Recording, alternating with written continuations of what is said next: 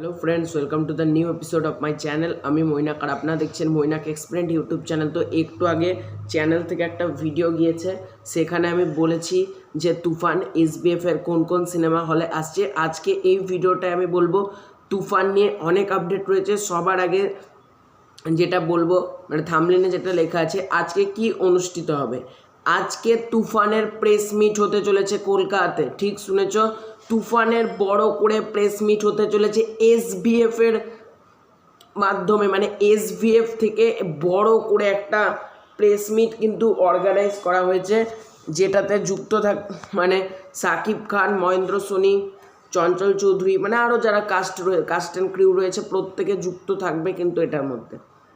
আজকে কিন্তু অনুষ্ঠিত হবে। তাছাড়াও তুফানের প্রিমিয়ার আছে আজকে সন্ধ্যেবেলায়, যেখানে অনেকে উপস্থিত থাকবেন। তোমরা এসবিএফ এর ইউটিউব চ্যানেল আর ফেসবুক পেজে নজর রেখো। আজকে কিন্তু বলা যেতে পারে সন্ধ্যা থেকে ব্লাস্ট ঘটবে, ব্লাস্ট। আমি তো তুফান দেখতে পাচ্ছি না, মানে আপাতত এখনও তো আমার এখানে হলে তো ছাড়েনি। হলের সাথে কন্ট্যাক্ট করলাম, দিয়ে জানলাম যে এখনও তারা আনার কোনো প্ল্যান করেনি। দেখি কাছাকাছি কোনো হল পায় নাকি কোনো জায়গার, তাহলে আমি নিশ্চয়ই দেখে রিভিউ করার চেষ্টা করবো। তবে আনফর্চুনেটলি কালকে আমার দেখা হয়ে উঠছে না। কালকে মানে কি আপাতত 3-4 দিন আমি তুফান সিনেমা দেখতে পারছি না, যেটা আমি ধরে এগোচ্ছি। তারপর আমাদের এখানে সম্ভবত 12 তারিখ থেকে একটা চান্স রয়েছে। আমি এটা কথা বললাম, বহরমপুরে 12 তারিখ থেকে তুফান সিনেমা আসতে পারে, এটা আমার মন বলছে। তবে না আসার চান্সই কিন্তু বেশি।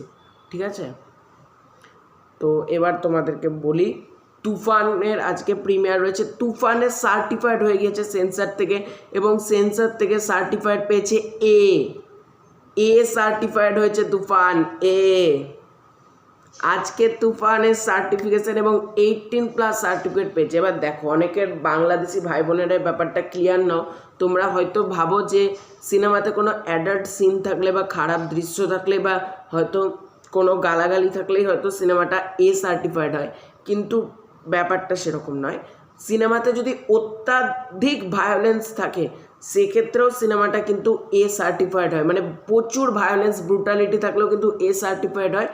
লাইক পারিয়া সিনেমাটাও কিন্তু এ সার্টিফাইড পেয়েছিল অত্যাধিক ভায়োলেন্সের জন্য। মির্জা, দুটো উদাহরণ দিলাম, পারিয়া এবং লাস্ট তোমরা জানো যে মির্জা সিনেমাটা এসেছিল, মির্জাও কিন্তু এ সার্টিফাইড হয়েছিল। অঙ্কুশ হাজরার মির্জা এবং পারিয়া দুটো এ সার্টিফাইড হয়েছিল। ঠিক তেমনি মেগাস্টার সাকিব খানের তুফানও এ সার্টিফাইড করা হয়েছে। এবং বাংলা সিনেমার ক্ষেত্রে এটা বেশি হচ্ছে, অত্যাধিক ভায়োলেন্স অ্যাকশান থাকলে সেটাকে বর্তমান দিনে দাঁড়িয়ে এ সার্টিফাইড করা হচ্ছে। এটা আমি কোনো প্রবলেম মনে করি না, কারণ আমার নিজেরই 18+ হয়নি, তাও আমি পারিয়া আর মির্জা দুটো সিনেমায় হলে গিয়ে দেখে এসেছিলাম। সেটা কোনো প্রবলেম না, ওটা জাস্ট বুক মাই শোতে ওয়ার্ন করে, ওটা কোনো ব্যাপার না। তুমি পয়সা দিয়ে টিকিট যদি কাটো 18 বছরের নিচে হলেও তুমি সিনেমাটা দেখতে যেতে পারবে, এটা সাফ কথা। এটা ভুল বলে 18 বছরের ওপর হলে, আমি নিজে গিয়ে এক্সপিরিয়েন্স করেছি, কোনো এজ প্রুফ লাগে না, কোনো আইডি প্রুফ লাগে না। ঠিক আছে, তুফান সিনেমা আসবে, আমি আবার মানে এলে দেখতে যাব, তোমাদেরকে বলে দেবো, কোনো লাগে না। তোমরা ইন্ডিয়া থেকে যারা আছো 18 বছর নিচে নিশ্চিন্তে যাও। কোনো আমি যেটুকু আমি শুনেছি, আমাদের বহরমপুর বলো কি আশপাশের অন্যান্য হলেও, আমি অনেক হলের সাথে আমার পরিচয় রয়েছে, তাদের সঙ্গেও কন্ট্যাক্ট করে যেটা জেনেছি, তারা সাধারণ দর্শক পয়সা দিয়ে টিকিট কাটছে, হল মালিক কেন লস করতে যাবে। তো এ সার্টিফাইড হয়েছে, এটা খুব ভালো ব্যাপার।